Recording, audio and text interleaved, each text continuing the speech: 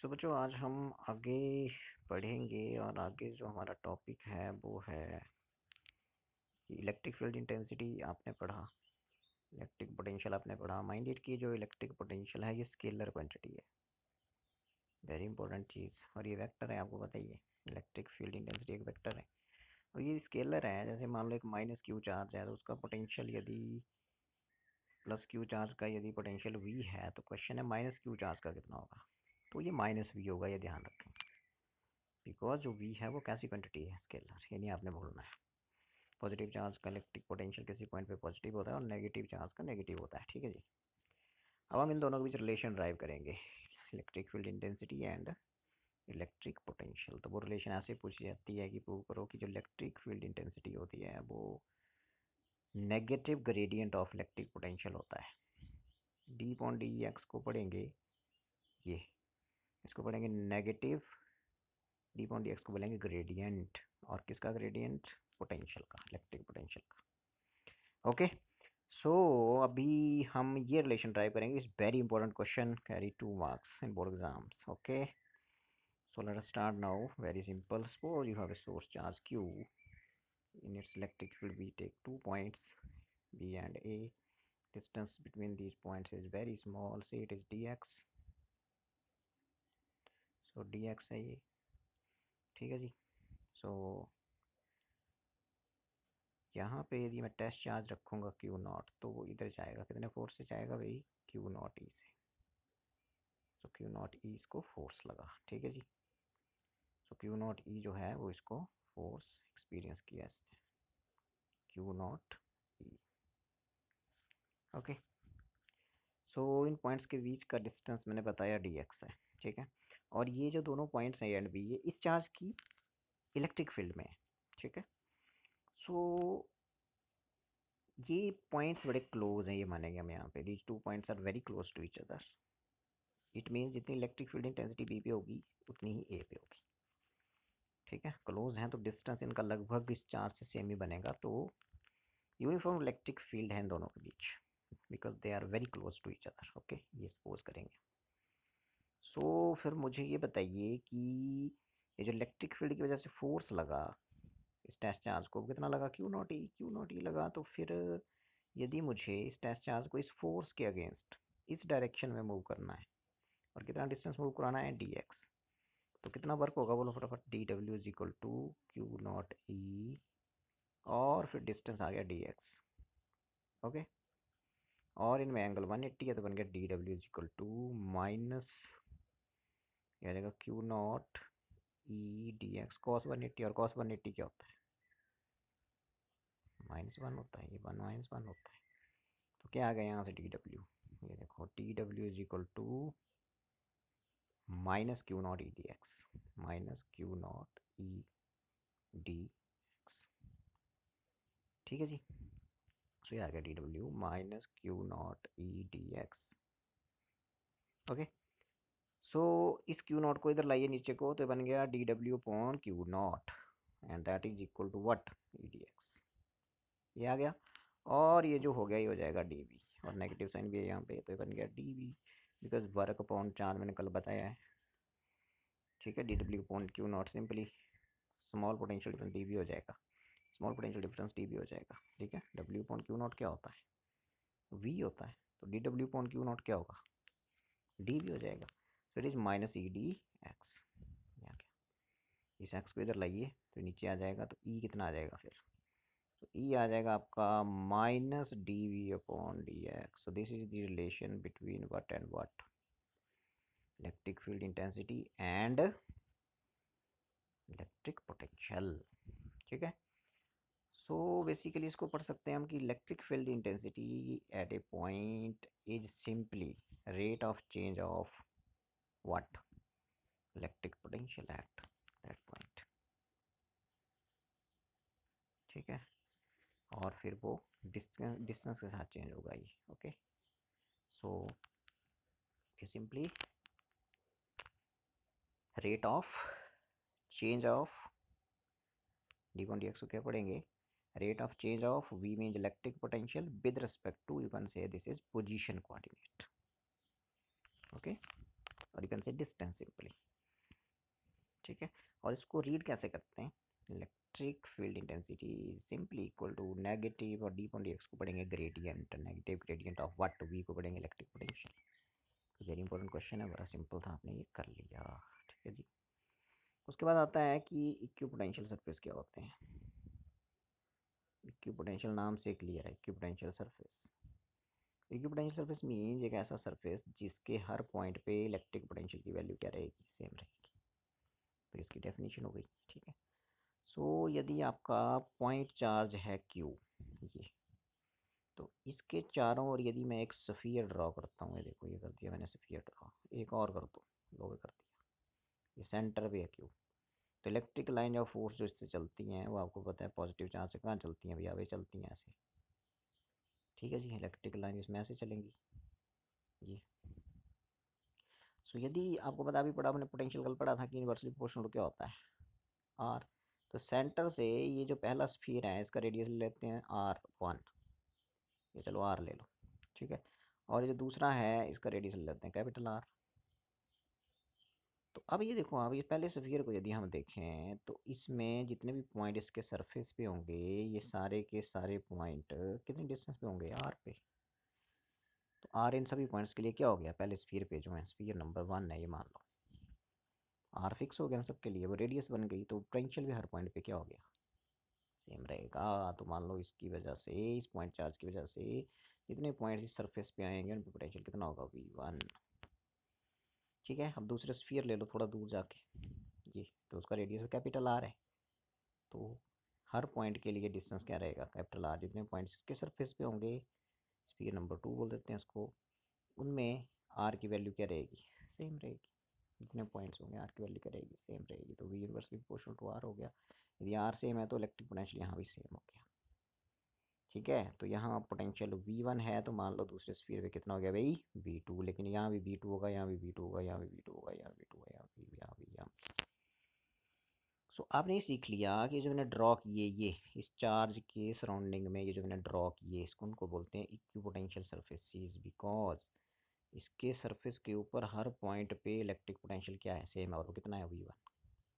क्यों सेम है, बिकॉज वो डिस्टेंस सेम रहेगा उस चार्ज से, वो कितना रहेगा, R रहेगा, इधर तक सारा R ही होगा ये। वैसे दूसरा स्फीयर लो कुछ और ज़्यादा डिस्टेंस पे, मतलब उसका रेडियस कितना आ जाएगा, कैपिटल R। तो जितने पॉइंट्स इसके सरफेस पे होंगे इन सब के लिए डिस्टेंस कितना रहेगा, कैपिटल R ही रहेगा। तो R फिक्स हो गया। तो पोटेंशियल वहाँ कितना हो जाएगा, V2, और यहाँ कितना हो जाएगा, V1। यहाँ V1 और यहाँ V2। तो ये आपने इक्विपोटेंशियल सरफेसेस ड्रॉ कर दिए इस चार्ज के चारों। सो एक पॉइंट चार्ज की वजह से जो इक्विपोटेंशियल सरफेसेस होते हैं उनकी शेप कैसी होती है, ये पॉइंट चार्ज है, उनकी शेप होती है स्फेरिकल। ये सीखा आपने यहाँ से। ठीक है, एक पॉइंट चार्ज की वजह से इसके सराउंडिंग में जो ये यदि क्यू स्फीयर का सेंटर है, तो इसके चारों, इसके इसके पॉइंट चार्ज की वजह से इसके पोटेंशियल सरफेसेस जो होते हैं वो कैसे होते हैं भाई, कॉन्सेंट्रिक स्फीयर्स होते हैं, हैविंग सेम सेंटर क्यू, और उस सेंटर पे कौन बैठा हुआ है, charge, point charge. Okay, suppose करिए किसी रीजन में, दूसरा केस है इसका, पहले में तो आपने सीख लिया कि जी के पोटेंशियल जो सरफेस होते हैं वो क्या होते हैं,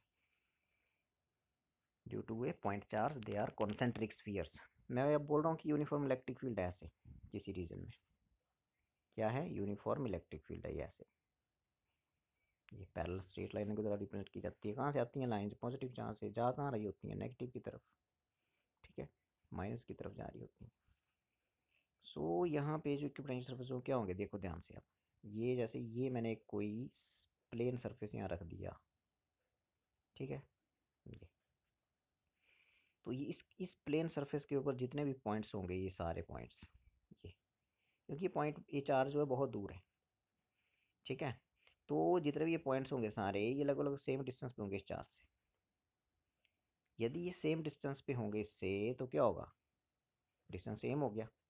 डिस्टेंस सेम हो गया तो मैं ये तो बता रहा था, V inversely proportional to R, ये आर सेम हो गया तो वी भी क्या रहेगा, सेम। तो इसके हर पॉइंट के ऊपर पोटेंशियल की वैल्यू सेम रहेगी, और मान लो कितनी है, V1। थोड़ी और दूर जाके लो, तो यहाँ के दूसरा, ये देखो यहाँ भी ऐसे सारे पॉइंट्स बराबर डिस्टेंस पे होंगे यहाँ से, ये जो आपका चार्ज है पॉजिटिव, ये देखो। तो इसके पॉइंट जितने भी यहाँ पॉइंट्स हैं, यहाँ भी पोटेंशियल सरफेस बन गया। इसका मतलब हाँ, इसके हर पॉइंट के ऊपर पोटेंशियल की वैल्यू सेम होगी, मान लो V2।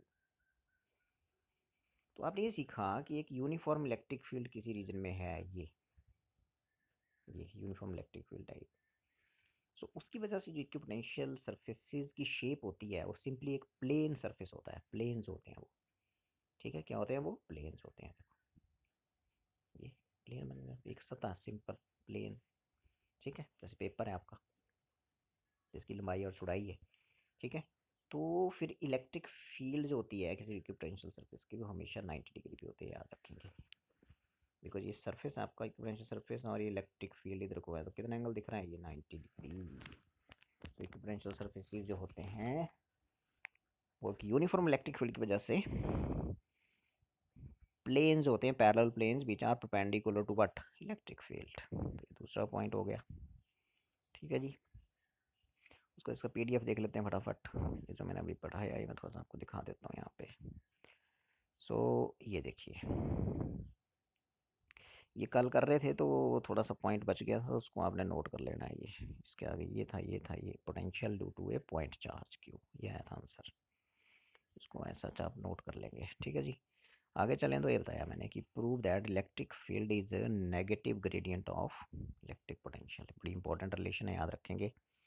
तो फिर हमने ये डायग्राम बनाई थी, फोर्स कितना लगा था इसको, Q0E टेस्ट चार्ज को।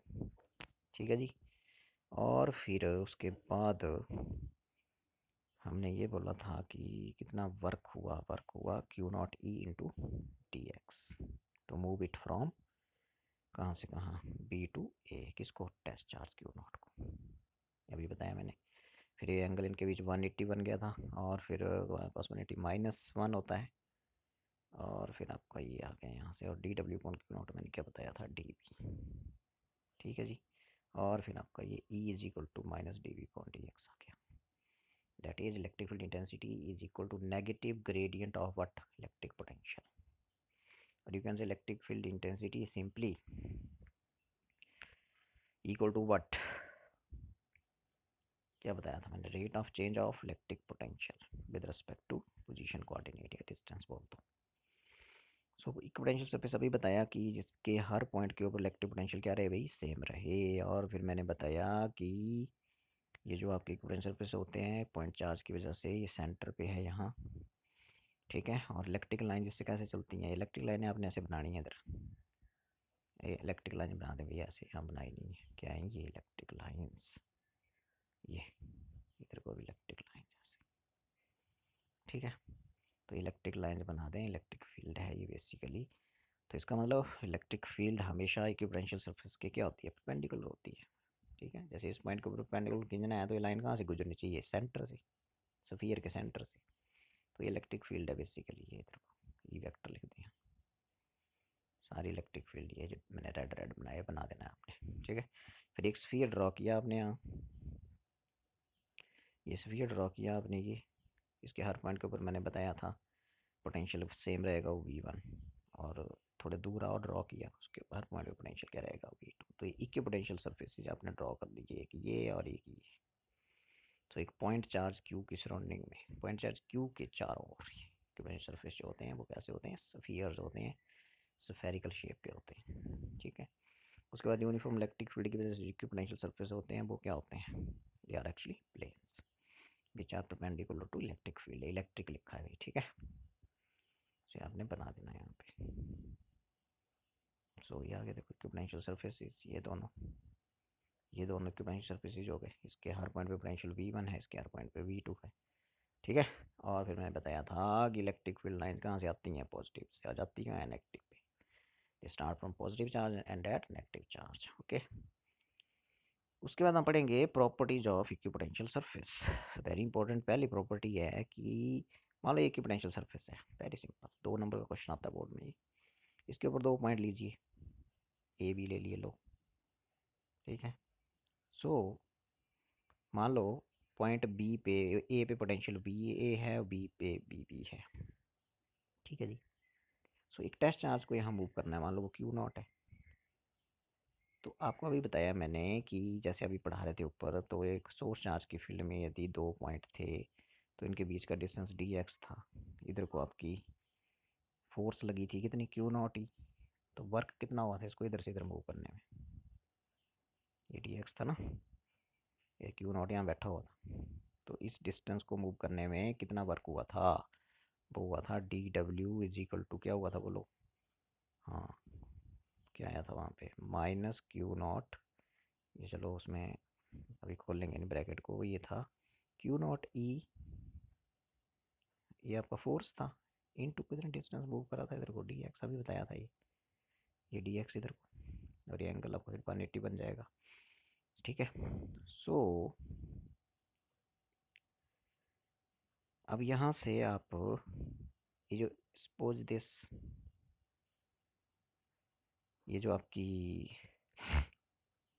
पोटेंशियल डिफरेंस है इन दो पॉइंट्स के बीच, वो कितना हो जाएगा, V B minus V A. ठीक है। और वो V B minus V A जो मैंने बताया था, वो क्या बताया था, कितना वर्क होगा डिवाइडेड बाई टेस्ट चार्ज, कल पढ़ा है हमने ये। ठीक है। लेकिन पोटेंशियल, तो इक्वी पोटेंशियल सर्फेस है, इसके तो हर पॉइंट पे पोटेंशियल की वैल्यू क्या है, सेम है, हर जगह सेम है। तो जितनी यहाँ है उतनी यहाँ है, इसका मतलब दोनों चीज़ें बराबर हैं। तो वी बी किसके बराबर है भाई, वी ए के। तो ये V B minus V A क्या आ गया, zero. So D W upon Q not zero आ गया, तो डी डब्ल्यू क्या आ गया, जीरो। तो no work is done to move a test charge on equipotential surface. यदि इक्विपोटेंशियल सरफेस है, इसके ऊपर टेस्ट चार्ज को आपको मूव करना है, तो नो वर्क इज डन, तो डी डब्ल्यू क्या आ जाएगा, जीरो आ जाएगा। ठीक है। पहले 2 नंबर का क्वेश्चन आता है, वेरी सिंपल। उसके बाद ये प्रूव करो कि इलेक्ट्रिक फील्ड इंटेंसिटी हमेशा इक्विपोटेंशियल सरफेस के परपेंडिकुलर होती है। तो लेट्स प्रूव इट नाउ। ये कोई एलिमेंट्री लेंथ ले लो यहाँ, डी एल इस सरफेस पे। ठीक है, ये भी। सो टेस्ट चार्ज को यदि यहाँ मूव कराते हैं, तो वर्क डन में बता रहा था D W is equal to क्या होता है वो, माइनस क्यू नॉट ई, यहाँ से लिख लो क्यू नॉट ई, ओपन नहीं करेंगे इसको, डॉट प्रोडक्ट में रखेंगे डी एक्स, और डी एक्स की जगह यहाँ क्या है, डी एल, ये अभी बता रहे थे हम। ठीक है। सो यहाँ पे अब डी डब्ल्यू तो हमने प्रूव कर दिया जीरो। ठीक है। इस क्यू नॉट को यदि नीचे ले जाएं, तो इधर क्या बचेगा, फिर ये ख़त्म हो गया यहाँ से। ठीक है। तो ई डॉट डी एल जो है वो बेसिकली ये हो गया डी डब्ल्यू पॉन क्या, क्यू नॉट। फिर अगली लाइन में लिखेंगे कि no work is done to move a test charge on equipotential surface, तो डी डब्ल्यू क्या हो गया भाई, जीरो हो गया। तो ये सारे फैक्टर क्या हो गया, जीरो हो गया। तो ई डॉट डी एल क्या हो गया, जीरो हो गया। सो ई डॉट डी एल क्या हो गया, जीरो। ठीक है। सो डॉट प्रोडक्ट आप खोल दो यहाँ पे, E D L cos theta हो जाएगा, हो गया जीरो। ठीक है। सो फिर ई कितना हो जाएगा यहाँ से, सो कॉस थीटा, यहाँ से आपका थीटा जो है ये एंगल है ये और डी एल में, तो यहाँ से कॉस थीटा जीरो आ गया। तो कॉस थीटा जीरो कितने वैल्यू के लिए होता है, 90 के लिए। तो इन दोनों के बीच जो एंगल होगा ई और डी एल में, वो होगा 90 डिग्री। तो अभी हम जो डायग्राम बनाई थी वो ये थी, एक पोटेंशियल सरफेस है, इसके ऊपर 2 पॉइंट्स हैं, एलिमेंट्री लेंथ यहाँ इक्विपोटेंशियल सरफेस पे डी एल ली थी, ए पॉइंट बोला था, बी बोला था। ठीक है। तो अभी हम बोल रहे थे कि जो इलेक्ट्रिक फील्ड आई हमारी, ये और डी एल में कितना एंगल आया, 190 डिग्री है, ई वेक्टर, इसे जी वेक्टर 90 डिग्री। ठीक है। कितना एंगल आया, 90 डिग्री, प्रूव कर दिया। बिकॉज हमने प्रूव किया कि E vector is perpendicular to what, D L. अभी से अभी प्रूव किया, यदि E vector D L vector के परपेंडिकुलर है, तो डी एल वेक्टर जो है वो एलिमेंट्री लेंथ है, इस सरफेस की लेंथ है वो। यदि ई इलेक्ट्रिक फील्ड इस लेंथ के परपेंडिकुलर है, तो सरफेस के भी परपेंडिकुलर होगी। इसका मतलब electric field intensity is always perpendicular to what, equipotential surface. याद रखेंगे, 2 नंबर में क्वेश्चन पूछा जाता है। ठीक है जी। उसके बाद हमने पढ़ा था तीसरी प्रॉपर्टी इसकी, we are studying actually properties of equipotential surface. हमने बोला कि is equal to minus D V बॉन्ड डी एक्स, ये स्टडी किया हमने अभी। थोड़ी देर पहले हमने ये पढ़ा था, ठीक है। अब हम बोल रहे हैं कि मान लो ये चीज़ कांस्टेंट है, तो ई इनवर्सली प्रोपोर्शनल टू क्या हो गया, डी एक्स। जो डी एक्स है ये इक्विपोटेंशियल सरफेसेस के बीच का डिस्टेंस है। जैसे हमने यूनिफॉर्म इलेक्ट्रिक फील्ड के लिए ऐसे बनाए थे, एक ऐसे बनाया था, फिर एक ऐसे बनाया था, तो इनके बीच का डिस्टेंस है ये डी एक्स, ठीक है। सो जब डी एक्स लेस होगा तो इलेक्ट्रिक फील्ड उस रीजन में क्या होगी, ज़्यादा होगी। मतलब ये नज़दीक नज़दीक होंगे, ये और ये नज़दीक नज़दीक होंगे, तो डिस्टेंस क्या हो गया, कम हो गया, ठीक है। तो lesser the separation between equipotential surfaces, larger will be the electric field in that region. तो जिस जिस रीजन में, जिस क्षेत्र में इक्विपोटेंशियल सरफेसेस घने घने होते हैं, तो उनके बीच डिस्टेंस क्या हो जाएगी, कम हो जाएगी। डिस्टेंस कम हो गई तो इलेक्ट्रिक फील्ड उस रीजन में हम बोल सकते हैं कि ज़्यादा है, ये है इसका मतलब। और जहाँ खुले खुले होंगे तो डिस्टेंस बढ़ गई, तो इलेक्ट्रिक फील्ड उस रीजन में कम है। एक और ये प्रॉपर्टी हो गई, ठीक है जी। उसके बाद दो इक्विपोटेंशियल सरफेसेस जो हैं वो कभी भी इंटरसेक्ट नहीं करते हैं, चौथी प्रॉपर्टी। दो इक्विपोटेंशियल सरफेस यदि इंटरसेक्ट करेंगे तो एक ही पॉइंट के ऊपर, पॉइंट ऑफ इंटरसेक्शन पी के ऊपर इलेक्ट्रिक पोटेंशियल की कितनी वैल्यूज हो जाएंगी, दो हो जाएंगी, विच इज़ नॉट पॉसिबल, ऐसे आप लिख सकते हैं, ठीक है जी। उसके बाद हम पढ़ेंगे थोड़ा सा कि पोटेंशियल एनर्जी का एक छोटा सा एक्सप्रेशन ड्राइव करेंगे for a system of two charges, ठीक है। सो शुरू करते हैं। पोटेंशियल एनर्जी, मान लो हमारे पास एक ये है कोई रीज़न, ये बोल दिए इस पॉइंट को, कुछ भी बोल दो आप इसको, इस पॉइंट को चलो वो बोल देते हैं, यहाँ जेड बोल दिया, यहाँ एक्स बोल दिया, ठीक है। यहाँ कोई ये चार्ज फ्री रीजन है भाई, ये मान लो इसका नाम रख देते हैं कुछ भी, ए रख दिया, बी रख दिया, सी बोल दिया, और ये ओरिजिन है यहाँ पे, चलो ठीक है। सो इस रीजन, इस एरिया ए बी सी ओ में एक चार्ज लेके आना है Q1, ठीक है। चलो ले आए, देखो ये Q1 यहाँ ले आए इस पॉइंट ए पे। तो इस चार्ज Q1 को लाने के लिए मुझे कोई वर्क नहीं करना पड़ेगा, क्यों, बिकॉज इस रीजन में कहीं भी सोर्स चार्ज नहीं बैठा हुआ, इलेक्ट्रिक फील्ड ही नहीं है यहाँ। तो वर्क डन क्या होगा, टू ब्रिंग इट, मान लो इन्फिनिटी से लाना है, इन्फिनिटी का मतलब बहुत दूर से लाना है, तो नो वर्क इज डन, ठीक है। ठीक है, इस Q1 को यहाँ रख लेने, कोई वर्क नहीं होगा, ठीक है। अब आपने मान लो एक और चार्ज लेके आना Q, अब इस रीजन में लेके आना, या इस पॉइंट पे लेके आना बी पे, और वो है Q2, ठीक है। सो अब आपको वर्क करना पड़ेगा, क्योंकि ये चार्ज अपनी इलेक्ट्रिक फील्ड प्रोड्यूस करेगा इस रीजन में, ठीक है। तो work has to be done now. So इसका पोजीशन वेक्टर R1 ले लो, और इसका पोजीशन वेक्टर R2 ले लो, या फिर ये यहाँ से यहाँ तक जो वेक्टर बनेगा AB, ठीक है। तो यहाँ ट्रायंगल लॉ लग जाएगा आपका, ठीक है। सो अब ट्रायंगल ऑफ वेक्टर एडिशन लगाएंगे तो ये बन जाएगा A वेक्टर, ये बन जाएगा B वेक्टर, और इन दोनों का रिजल्टेंट होगा ये, ठीक है जी।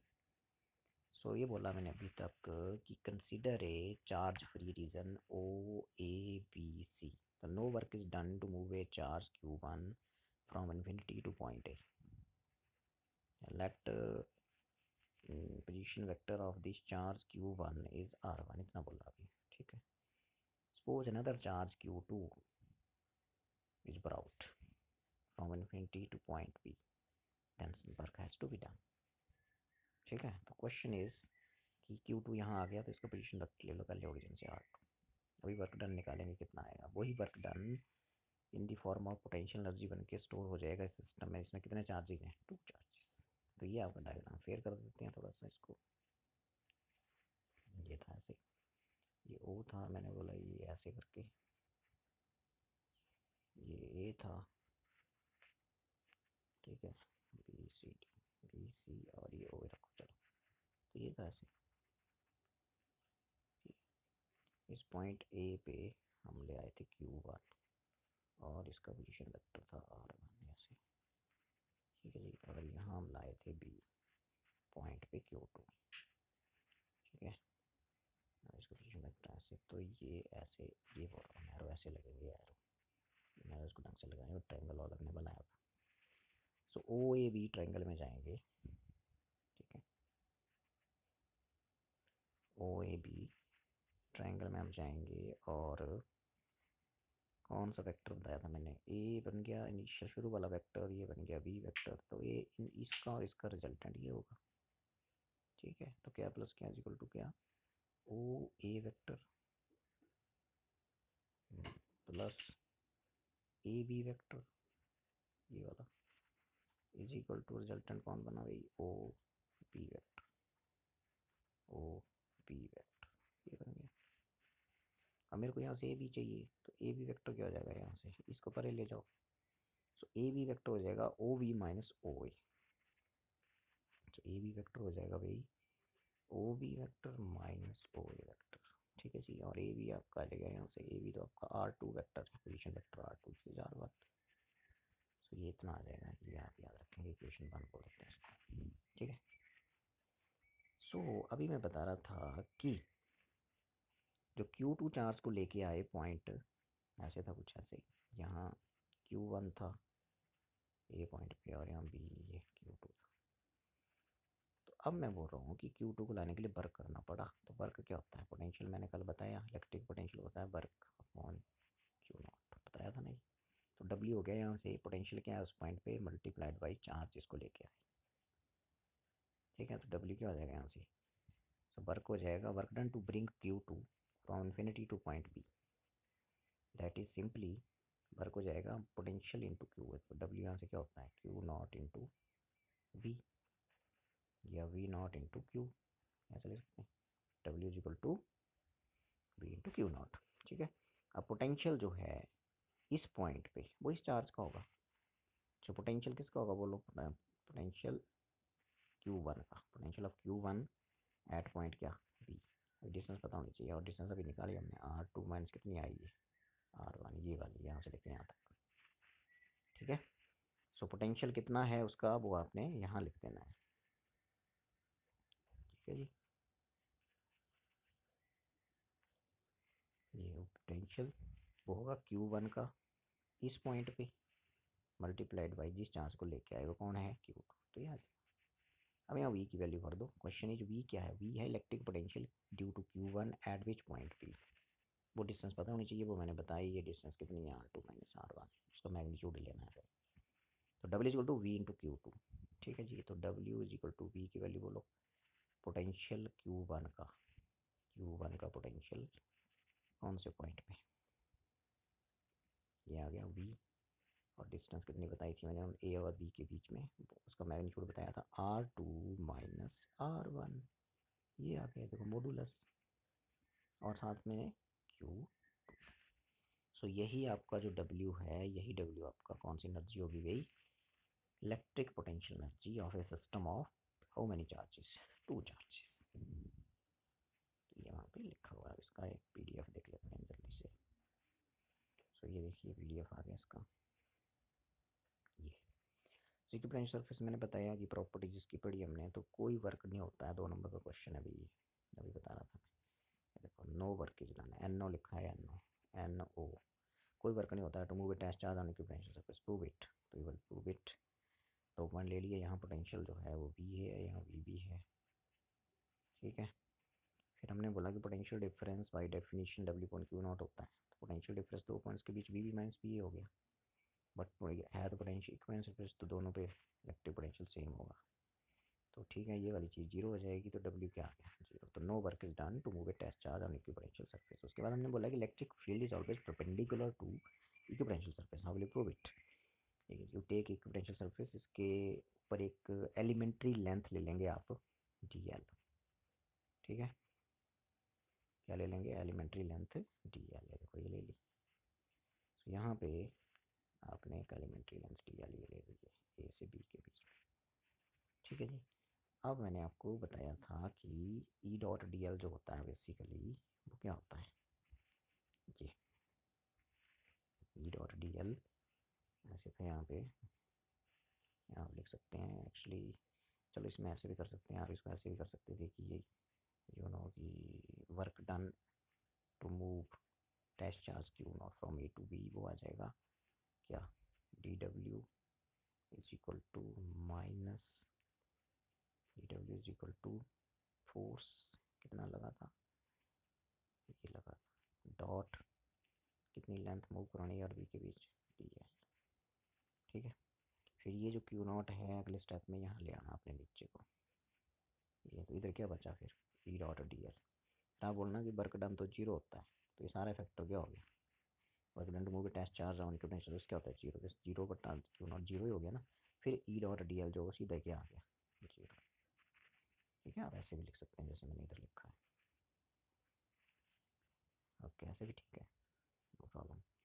फिर मैंने बोला था कि डी डब्ल्यू जीरो आ गया, तो फिर कॉस थीटा यहाँ से जीरो आ जाएगा, तो थीटा की कौन सी वैल्यू के लिए कॉस जीरो होता है 90 के लिए, तो E vector is perpendicular to small elementary length, और small elementary length equipotential surface का हिस्सा है, तो E vector is also perpendicular to equipotential surface.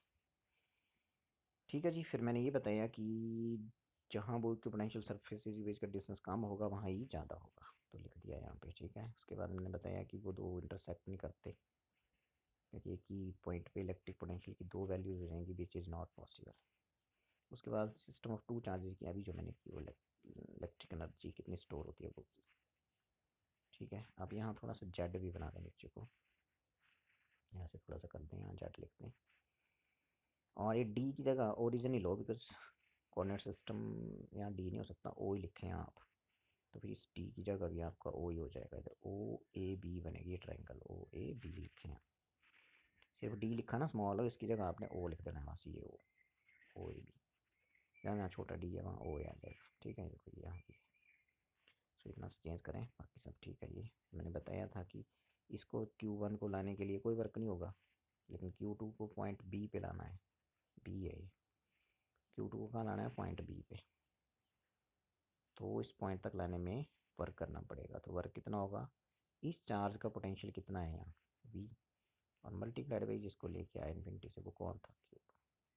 अब V जो है ये इस चार्ज का होगा, इसका पोटेंशियल यहाँ देख लो आ जाएगा।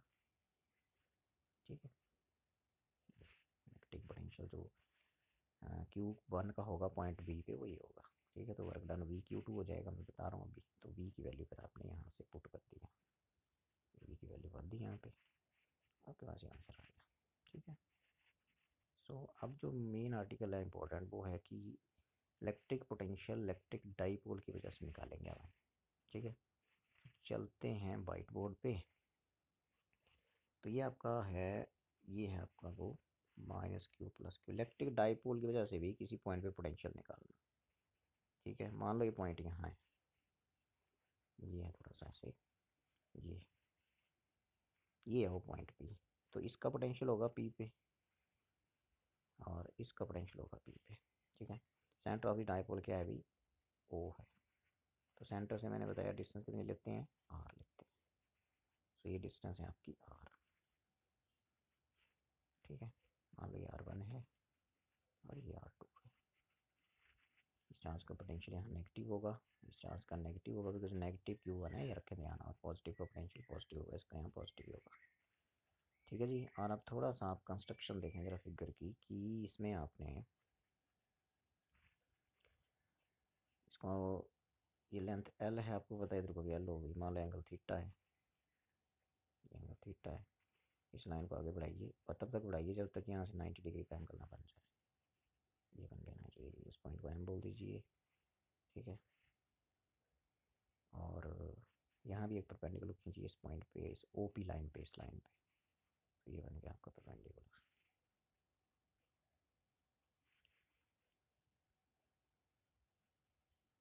ठीक है, सो ये आ गया आपका परपेंडिकुलर, ये 90 डिग्री का एंगल हो गया, M बोल दिया इसको, M बोल दो, और यहाँ से भी आके परपेंडिकुलर खींचेंगे यहाँ से, और इसको 90 डिग्री दिख रहा है, जहाँ इसको कट करेगा इसको M बोल दो।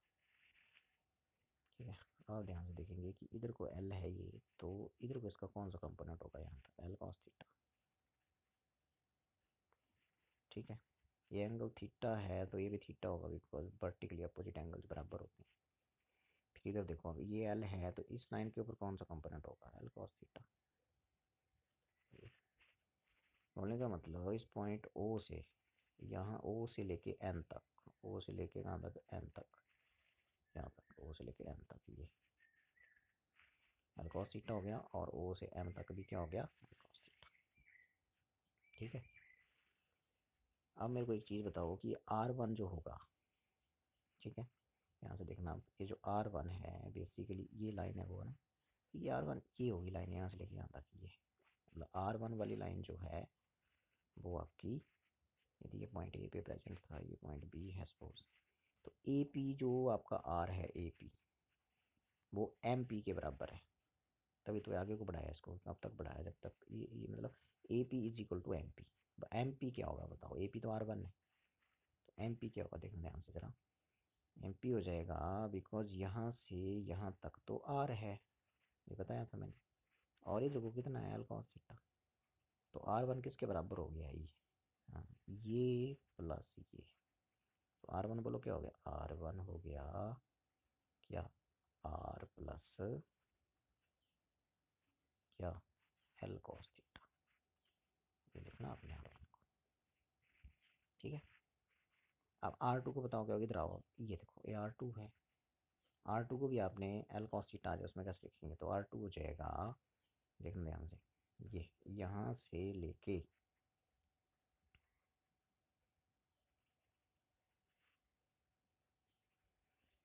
ये आपका आर टू। ठीक है, अब जैसे हमने वहाँ आगे तक बढ़ाया था इसको, यहाँ इसको, ये ये ये आर टू, ये आर टू बना आपका, सो आर टू जो होगा वो ये होगा यहाँ से यहाँ तक, आर क्योंकि यहाँ से यहाँ तक है, तो मुझे बताओ कि आर टू क्या होगा, अब ये वाली लंबाई कितनी होगी, ये वाली होगी कि ये टोटल कितनी है यहाँ से यहाँ तक, ठीक है, कितनी है, आर है, आर में से फिर इधर वाली कट करनी पड़ेगी, तो आर टू क्या हो जाएगा, आर टू ये बोल रहा हूँ मैं, यहाँ से यहाँ तक का आर टू, ये आर टू यहाँ से यहाँ तक, ठीक है, और यहाँ से यहाँ तक एल कॉस थीटा है।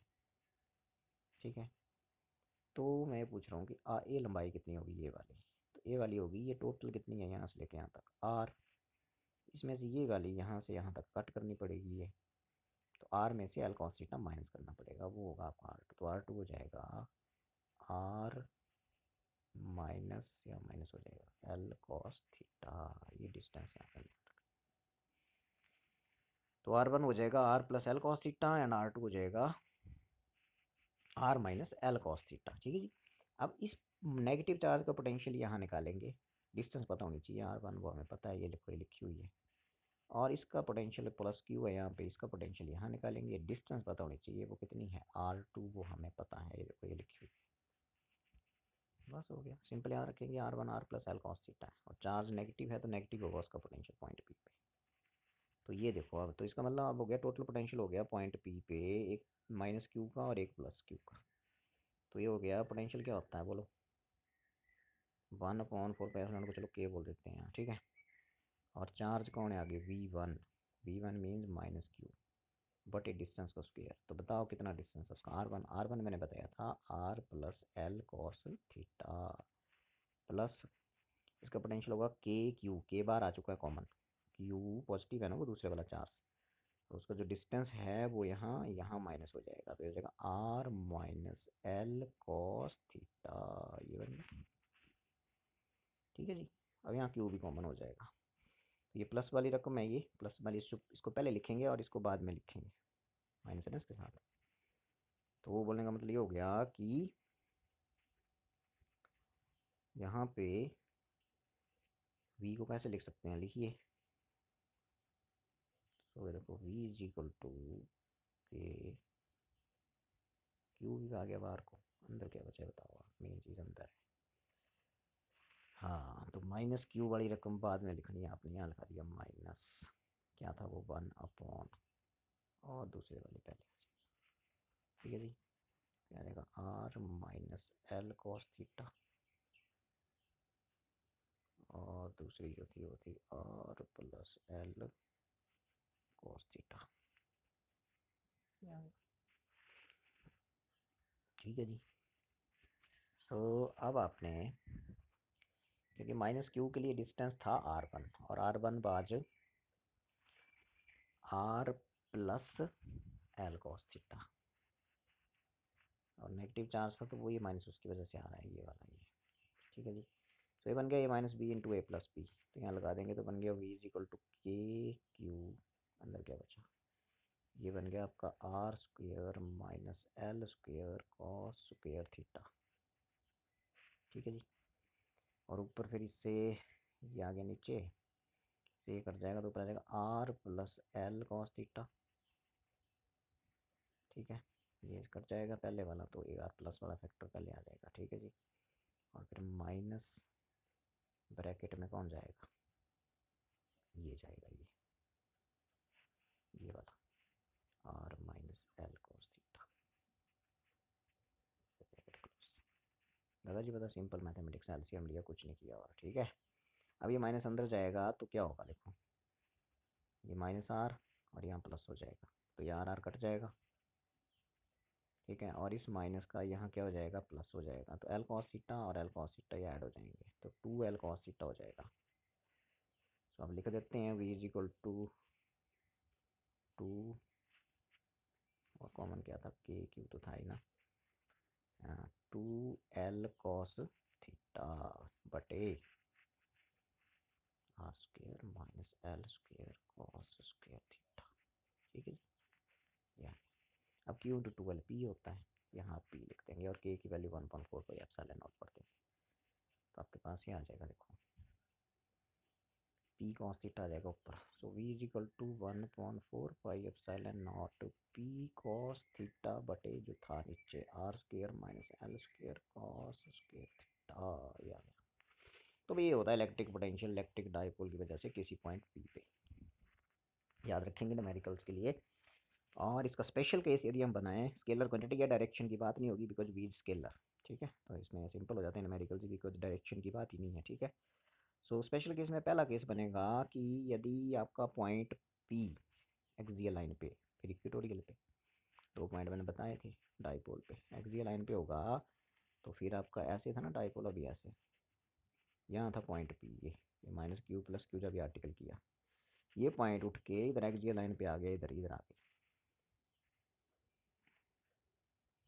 ठीक है, ये पॉइंट ये इधर एक्सियल लाइन पे आ जाएगा, तो फिर ये एंगल जो है, ये जो एंगल था ये वाला ये थीटा, ये जीरो हो जाएगा। ठीक है, सो आपके पास यदि थीटा जीरो हो गया तो एक्सियल लाइन पे फील्ड क्या आएगी, तो बी एक्सियल पे आ जाएगा, क्या फॉर्मूला आया था, 1.4 pi epsilon not 2p cos zero, cos zero क्या होता है, 1 होता है, तो कॉस जीरो नहीं लिखेंगे, 2p बटे जो डिस्टेंस है नीचे R square plus L square, और आगे था क्या था नीचे भाई, हाँ नीचे था आपके A square minus B square था ना, तो बता R square minus L square cos square theta था यहाँ। अब थीटा जीरो है एक्सियल लाइन पे तो ये जीरो हो जाएगा। एक्सियल लाइन में ये बता रहा था कि माइनस क्यू प्लस क्यू, ये डाइपोल है एक्सियल लाइन की होती है, ये यहाँ आ गया यदि पी, तो हमने तो आर्टिकल में यहाँ लिया हुआ ऐसे। ठीक है, एंगल था थीटा, तो थीटा क्या हो जाएगा भाई, यहाँ जीरो हो जाएगा, ये एंगल जीरो हो जाएगा, और जीरो 1 होता है, तो फिर ये वाली चीज़ ही बचेगी, तो एक्सियल लाइन पे जो इलेक्ट्रिक पोटेंशियल बचेगा वो यही बचेगा, ये ब्रैकेट में ले लेंगे इसको, और 0 1 हो जाएगा ना। और इक्वेटोरियल लाइन पे सिंपल है, इक्वेटोरियल लाइन पे बिकॉज यहाँ कॉस थीटा होता था ना, इक्वेटोरियल लाइन पे थीटा क्या हो जाएगा, 90 हो जाएगी। इक्वेटोरियल लाइन कहाँ होती है, ये यहाँ पॉइंट चला गया तो ये 90 डिग्री एंगल हो जाएगा, ये वाला तो 90 डिग्री कॉस 90 जीरो हो गया। तो इक्वेटोरियल लाइन पे इलेक्ट्रिक पोटेंशियल क्या होता है भाई, जीरो होता है। Potential on equatorial line, potential at A point on equatorial line is zero. Axial line पे मैंने आपको बता दिया, इक्वेटोरियल पे बता दिया, एक्सियल लाइन पे थीटा जीरो भर देना है और इक्वेटोरियल लाइन पे थीटा को कितना भर देना है, 90, जो फॉर्मूला ड्राइव हुआ। So this was your dipole. ठीक है, थोड़ा सा और पढ़ेंगे, और वो है कि अब नेक्स्ट जो है वो बड़ा सिंपल सा है कि मान लो एक पॉइंट पी पे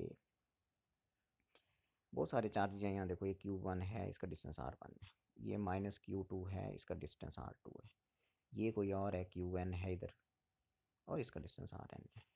तो इन चार्जेस की वजह से नेट इलेक्ट्रिक पोटेंशियल क्या होगा पॉइंट पी पे, ये है क्वेश्चन। ठीक है जी, डिस्टेंस दी हुई है। तो एक इस पे Q का, पॉइंट P पे किसका पोटेंशियल होगा, Q1 का, और माइनस Q2 को होगा। ये नेगेटिव होगा, रखें ध्यान, क्योंकि नेगेटिव चार्ज का इलेक्ट्रिक पोटेंशियल नेगेटिव होता है, स्केलर क्वांटिटी है इसलिए। और फिर इसका होगा Qn का। तो net potential at point P हो जाएगा, तीन चार्जों का जुड़ जाएगा भाई, V1 plus V2 plus so on, बहुत सारे बीच में लिख देंगे, और प्लस लास्ट वाला Vn। ठीक है, तो कितना आ जाएगा आंसर। तो V is equal to constant K, पहले का Q1/R1, दूसरे का, दूसरा चार्ज नेगेटिव है, रखें ध्यान, माइनस Q2/वट R2, एंड लास्ट वाला जो है वो Qn/वट Rn। ठीक है जी, और ब्रैकेट का जी क्लोजर किया जाएगा कॉमन। तो नंबर ऑफ चार्जेस की वजह से किसी पॉइंट ऑफ पोटेंशियल निकालना है, तो ये है, और ये प्लस इंटू माइनस, फिर ये क्या हो जाएगा, यहाँ माइनस ही आ जाएगा।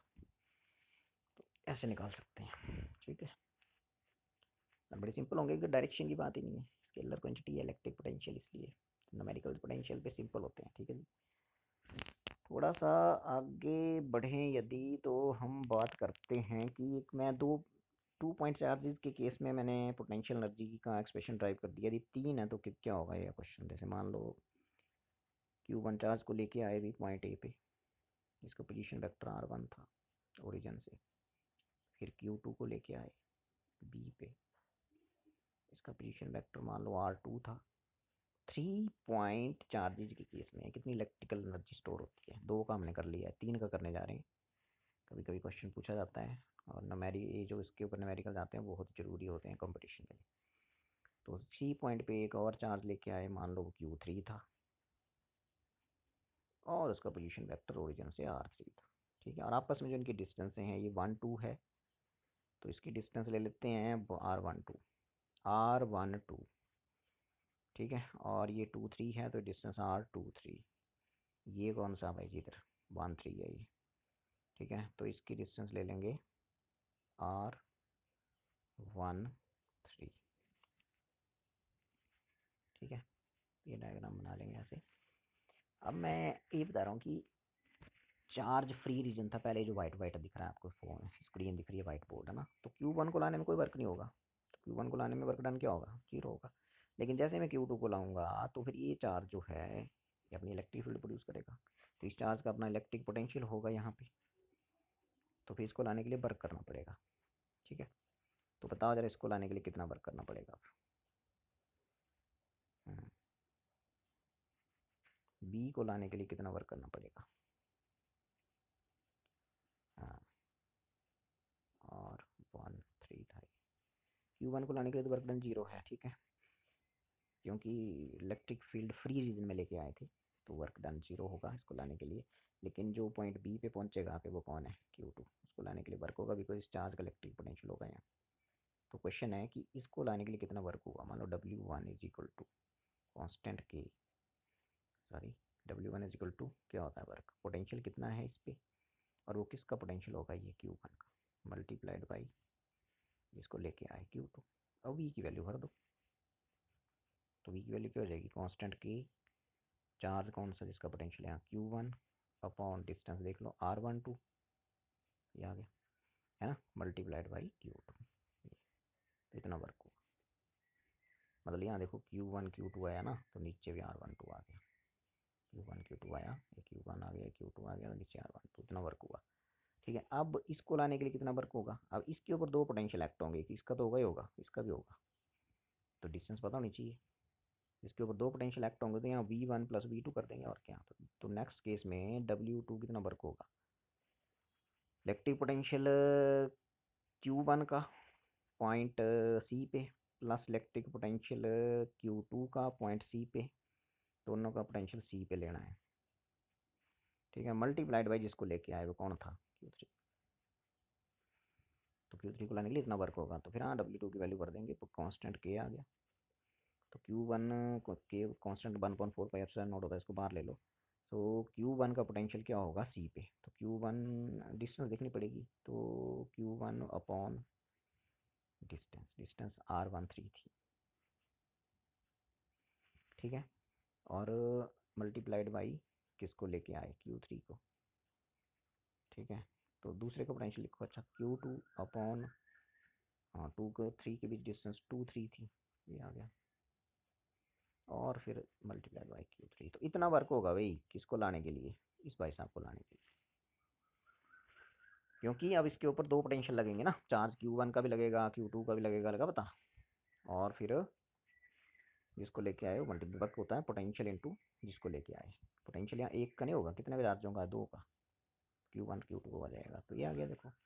तो अब आप देखेंगे या Q3 अंदर जाएगा तो फिर अगले स्टेप में ये जो Q3 है अगले स्टेप में आप अंदर ले जाएंगे इसको, ठीक है। ये जो Q3 है इसमें यहाँ चला जाएगा, देखो ये Q3 और यहाँ भी Q3, ठीक है।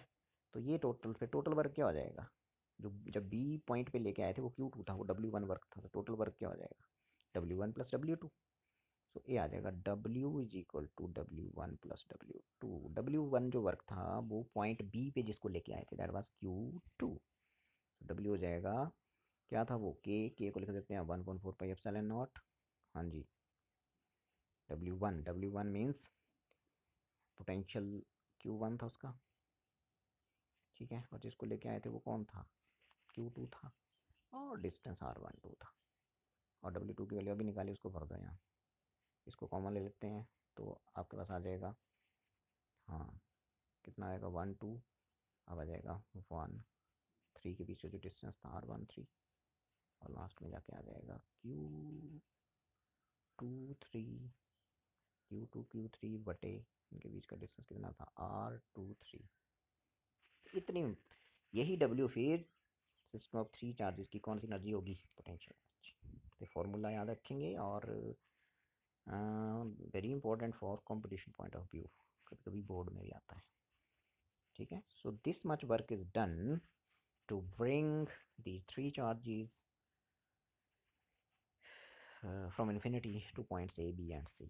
So this W is stored in the system of three charges in the form of potential energy, and that energy is called electric potential energy of a system of three charges. Okay जी। तो last में करेंगे एक छोटा सा article कि एक thin conducting spherical shell है, इसकी वजह से पोटेंशियल निकालना है। तो पोटेंशियल ड्यू टू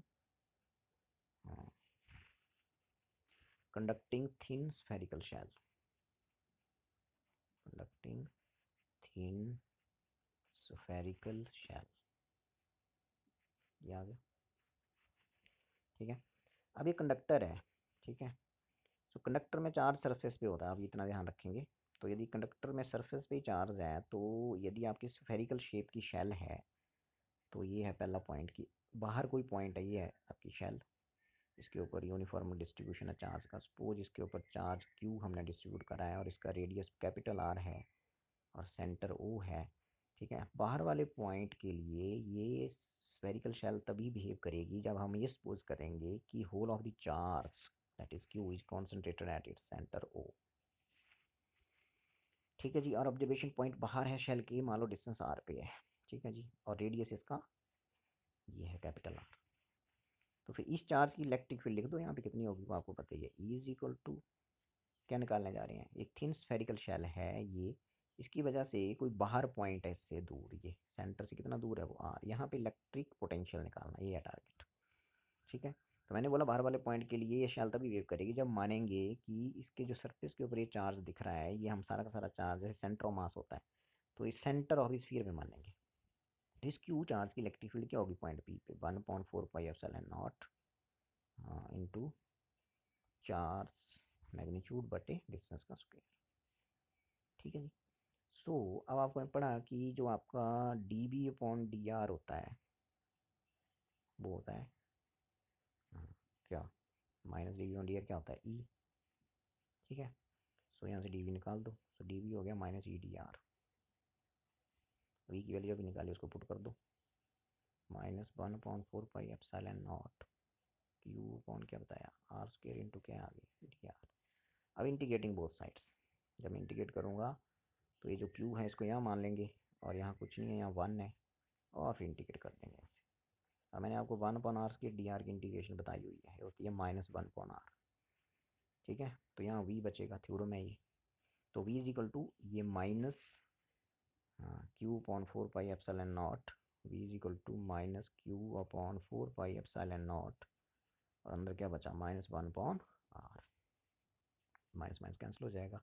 तो बाहर वाले पॉइंट पे इलेक्ट्रिक पोटेंशियल ये होगा 1/4πε0 क्यू अपॉन आर, जो आपने पढ़ा है पहले भी, inversely proportional to what, R, तो B inversely proportional to R. ठीक है, वी और आर का ग्राफ बनाएंगे तो ऐसे आएगा, इधर को बी है इधर को आर है, तो ग्राफ आएगा कैसे, ऐसे आता है।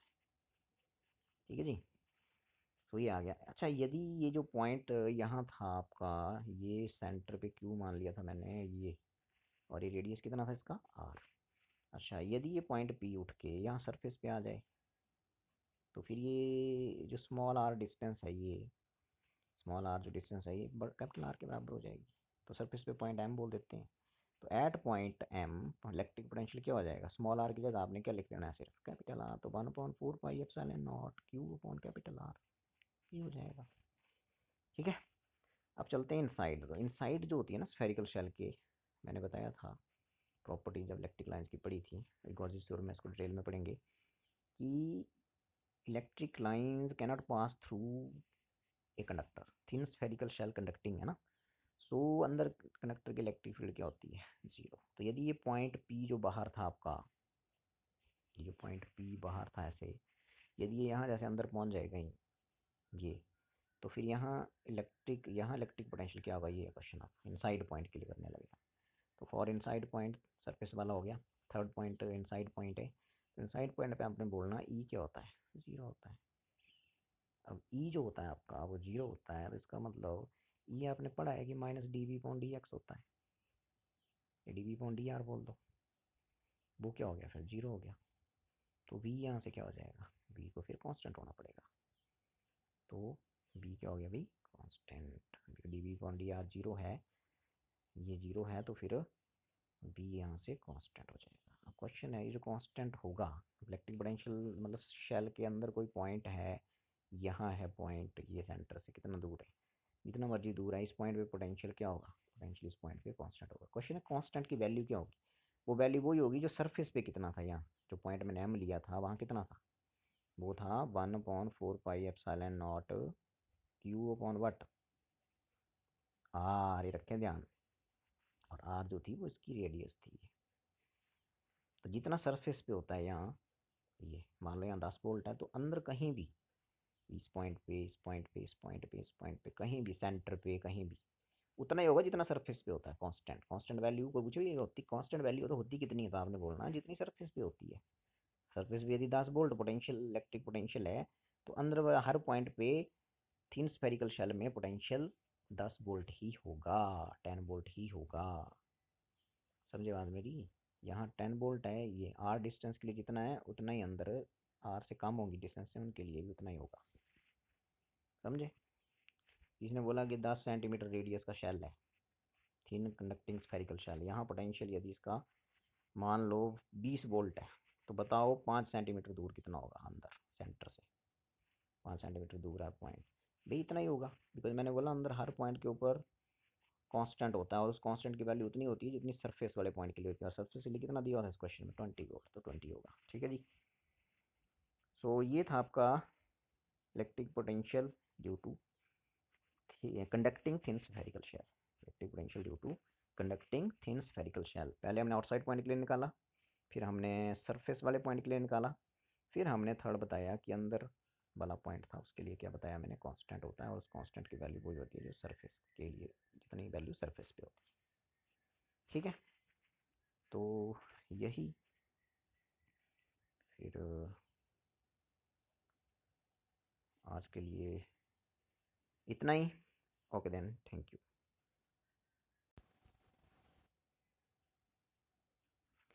सो पीडीएफ देख लेते हैं, इसका पीडीएफ, कि पीडीएफ में मैंने बताया था कि ये जो आपका इलेक्ट्रिक पोटेंशियल है इलेक्ट्रिक डाइपोल की वजह से, तो ये था, ये देखो इलेक्ट्रिक पोटेंशियल किसी पॉइंट पे निकालना है इलेक्ट्रिक डाइपोल की वजह से, तो ये ठीक है, ये डायग्राम बन गई थी, इस पॉइंट को वो बोलना, और फिर हमने बोला इस नेगेटिव चार्ज का पोटेंशियल होगा पॉइंट पी पे नेगेटिव, ये डिस्टेंस r1 लिया था, और इस पॉजिटिव क्यू का होगा डिस्टेंस r2 लिया था। ठीक है, फिर हमने बोला था कि ये अल्कोस थीटा, ये देखो रिजॉल्व किया था, एल को, और फिर हमने बोला आपको कि ये आ जाएगा पोटेंशियल। फिर R2 की वैल्यू बताई थी मैंने, R1 की बताई थी, और उस वैल्यू को आपने ऊपर सब्स्टिट्यूट कर दिया था ये। सो ये आ गया आपका। फिर इसको सॉल्व किया था तो ये बन गया था ए स्क्वायर माइनस बी स्क्वायर, और फिर ये आपका यहाँ आर है, ये 2 नहीं है, आर है ये। ठीक है, और माइनस अंदर जाएगा तो फिर मैंने बोला था यहाँ R will get cancel and Q into 2l cos theta ही बचेगा। ठीक है, ये कुछ नहीं है भाई, ये यहाँ से लिख दिया है। ठीक है, सो ये क्यू लिख दिया ना, आगे भी लिखा हुआ है, तो ये क्यू नहीं होगा यहाँ, बोल रहा हूँ मैं, ये पता नहीं क्या लिखा है, ये नहीं होगा यहाँ। ठीक है, सो क्यू इंटू 2l बचेगा, ये लिखा है क्यू इंटू 2l, वो पी होता है, तो ये बचेगा आपके पास। फिर एक्सियल लाइन पे स्पेशल केस में थीटा 0 बताया था, यहाँ आपने थीटा जो है वो 0 भर देना है यहाँ। ठीक है, और cos 0 1 होता है, यहाँ भी आपने 0 भर देना है, तो ये आंसर आ जाएगा। याद भी रखना एक्सियल लाइन पे होता है। और इक्वेटोरियल लाइन पे मैंने बताया था कि 90 डिग्री एंगल है, तो इक्वेटोरियल लाइन पे जो इलेक्ट्रिक पोटेंशियल होता है डाइपोल का, वो 0 होता है। ठीक है, उसके बाद ये न्यूमेरिकल यहीं से देख लो कि work done to move a charge, ये है आपका चार्ज, इसको मूव करने के लिए इतना वर्क हुआ। ठीक है, तो पोटेंशियल क्या होगा उस पॉइंट पे, तो पोटेंशियल होता है W/Q0, डिवाइड करना है, और ये कैंसिल हो जाके 2 वोल्ट पोटेंशियल बचेगा, इक्वल टू कितना वोल्ट, 2 वोल्ट। ये क्वेश्चन भी आता है, भी ध्यान सुनिए कि final electric potential at the surface of gold nucleus. ठीक है, तो यहाँ 10⁻⁵ नहीं है, 10⁻15 मीटर है, यहाँ 15 - 15 मीटर, -15 लिखे हैं। ठीक है, अब गोल्ड का न्यूक्लियस है, जैसे ये है, देखो ये न्यूक्लियस पे चार्ज क्या होता है भाई, Z d। ठीक है, सेंटर पे ये। अब इसका जो रेडियस है वो आपका ये आ गया R, तो इस चार्ज की वजह से पोटेंशियल क्या होगा इस पॉइंट पे, ये होगा, है ना। तो यदि ये डिस्टेंस, चलो छोटा r बोला, यहाँ स्मॉल r लिख लो, स्मॉल r ले ली डिस्टेंस यहाँ से लेके यहाँ तक, तो ये आ गया। लेकिन मेन चीज़ है इसमें क्यू की, तो क्यू जो होगा बेसिकली वो जेड होगा, ZE। चार्ज ऑन न्यूक्लियस क्या होता है, ZE, और जेड गोल्ड के लिए 79 होता है एटॉमिक नंबर, और ई आपको पता है चार्ज ऑन प्रोटॉन। ठीक है, वो आपको पता है, देखो, तो ये भी यहाँ से इतना बोल्ट आ जाएगा। मतलब इसमें सिंपल क्वेश्चन इसलिए पूछ रहे हैं कि क्या आपको ये Q equal to Z D पता है, यदि पता है तो फिर कर दो। और आर की वैल्यू ये दी हुई है, देखो, ये पुट्टी करनी है आपने यहाँ पे, बस यहाँ सिंपल है, कर लेना है आपने। उसके बाद मैंने बताया कि 3 चार्जेस के केस में, 3 चार्जेस, नो 3 चार्जेस में कितनी इलेक्ट्रिकल पोटेंशियल एनर्जी स्टोर करता है सिस्टम। तो फिर मैंने बताया था आपको कि W1 वर्क हुआ था इसको लाने के लिए, बी को। ठीक है, और जब हम लेके आए किसको, ये को, ये R3 वेक्टर लिखा है यहाँ, R3 वेक्टर इसका पोजीशन वेक्टर है ये, और ये Q3 है, तो Q3 को जब लेके आए तो फिर इसका पोटेंशियल भी लगेगा यहाँ, और इसका भी लगेगा, Q1 का भी लगेगा, Q2 का भी लगेगा। ठीक है, तो 2 पोटेंशियल एक्ट होंगे। तो ये देखो 2 पोटेंशियल, ये जिसको लेके आए मल्टीप्लाई करना है उससे, तो फिर ये वर्क आ जाएगा दूसरे केस में ये, और टोटल वर्क हो जाएगा, फिर दोनों को जोड़ देंगे, और फिर यही W आपका इलेक्ट्रिक पोटेंशियल एनर्जी बन के स्टोर हो जाएगा, ये वाला फॉर्मूला। फिर सिस्टम ऑफ चार्जेस की वजह से मैंने आपको बताया कि इस पॉइंट पे नेट इलेक्ट्रिक पोटेंशियल निकालना है, तो इस चार्ज का होगा, इसका होगा, इसका होगा, इसका होगा, लेकिन इसका ध्यान रखें कि नेगेटिव है तो इसका पोटेंशियल क्या होगा, नेगेटिव होगा, देखो। ठीक है, फिर सबको हमने जोड़ दिया, टोटल इलेक्ट्रिक पोटेंशियल जो है वो आपका ये आ गया। ठीक है, उसके बाद बताया मैंने uniformly charge thin spherical shell की वजह से जो नेट इलेक्ट्रिक फील्ड होती है वो निकालनी है। ठीक है, आउटसाइड पॉइंट के लिए मैंने बताया कि हम मानेंगे कि सारा का सारा चार्ज जो क्यू है ये सेंटर पे है, यहाँ पे। ठीक है, तो फिर ये डिस्टेंस कितनी पे है, उसकी इलेक्ट्रिक फील्ड लिखेंगे, और फिर ये लिख दी, देखो। फिर आपने फॉर्मूला याद किया, ये देखो यहाँ से ड्राइव हुआ है, यहाँ से बिकॉज इलेक्ट्रिक फील्ड से पोटेंशियल पे जाना है, तो ये फॉर्मूला याद चाहिए। तो डी भी निकालना है, तो फिर इंटीग्रेट करना पड़ेगा दोनों तरफ, इंटीग्रेट करने के बाद आपका आंसर आ जाएगा पोटेंशियल। यदि ये जो पॉइंट है ऊपर ये वाला सरफेस पे आ जाए यहाँ पे, तो स्मॉल आर किसके इक्वल हो जाएगा, कैपिटल आर के। ठीक है, स्मॉल आर किसके इक्वल हो जाएगा, ये स्मॉल आर है, किसके इक्वल हो जाएगा भाई, कैपिटल आर के। ठीक है, क्योंकि कैपिटल आर यहाँ से यहाँ तक का डिस्टेंस है, तो फिर ये स्मॉल आर की जगह आपने सरफेस पॉइंट के लिए स्मॉल आर की जगह क्या लिख देना है, यहाँ कैपिटल आर, तो ये आ जाएगा। और न अंदर यदि पॉइंट चला गया है, वहाँ पे आपको पूछा गया कि पोटेंशियल क्या होगा। तो मैंने बताया अंदर थिंग्स चार्ज कंडक्टर में अंदर इलेक्ट्रिक फील्ड नहीं होती है, जीरो होती है। तो D B minus D B point D R zero हो गया, because G is equal to minus D B point D R होता है। तो फिर बी क्या होना पड़ेगा, कांस्टेंट होगा। और उसकी जो कांस्टेंट वैल्यू होती है वो मैंने बताई थी सरफेस वाले पर, जितनी सरफेस पे होगी वही होगा। ठीक है। और फिर यदि मैं इसका क्या बनाऊँ, यदि मैं इसका ग्राफ बनाऊँ, तो यदि मैं पोटेंशियल इधर ले लूँ और डिस्टेंस यहाँ ले लूँ सेंटर से, तो मैंने बताया था कि अंदर जो पॉइंट है ये यहाँ से चले आप, ये आ रहे हैं यहाँ से यहाँ तक, फिर यहाँ से आप बाहर चले गए आगे, तो ये वाला डिस्टेंस यहाँ से यहाँ आके निकल के आर हो जाएगा। इधर पॉइंट भी यदि यहाँ है, यदि यहाँ है तो फिर यहाँ तक की डिस्टेंस आ गया। देखो तो यहाँ तक तो कांस्टेंट होता है पोटेंशियल, मैंने बताया। और होता कितना है वो फिक्स वैल्यू होती है। देखो ये जितनी सरफेस वाले पॉइंट के लिए तो कांस्टेंट रहता है अंदर। तो जब जीरो से आर तक का डिस्टेंस है, इसका मतलब सेंटर ओ से सरफेस तक का डिस्टेंस है, यहाँ तक का सेंटर ओ से सरफेस तक का डिस्टेंस, वो रेडियस होगी इस शेल की। तो वहाँ तक डिस्टेंस के लिए पोटेंशियल की वैल्यू क्या रह रही है, देखो कांस्टेंट रह रही है, फिक्स वैल्यू रह रही है। और उसके बाद है जैसे आप बाहर जाते हैं तो electric potential inversely proportional to, जो इलेक्ट्रिक पोटेंशियल वी है वो इन्वर्सली प्रोपोर्शनल टू क्या हो जाता है, आर हो जाता है। तो फिर मैंने बताया कि बाहर ये इस पॉइंट के आगे जो आर है, ये इधर से ये इधर को, ठीक है। तो आर अब बढ़ रहा है आगे, वो ग्रेटर देन आर है, कैपिटल आर से बड़ा है छोटा आर, ठीक है ना। तो इधर को, तो फिर ये मैंने बताया कि इन्वर्सली प्रोपोर्शनल, आप इसका ग्राफ बनाएंगे तो फिर ये ऐसे आता है ऐसे, ठीक है। ये ऐसे आएगा, मिलेगा नहीं, नीचे ऐसे आएगा ऐसे, जैसे मैं है यहाँ पे, ठीक है जी। तो ये था आज के लिए इतना ही। Okay then, thank you.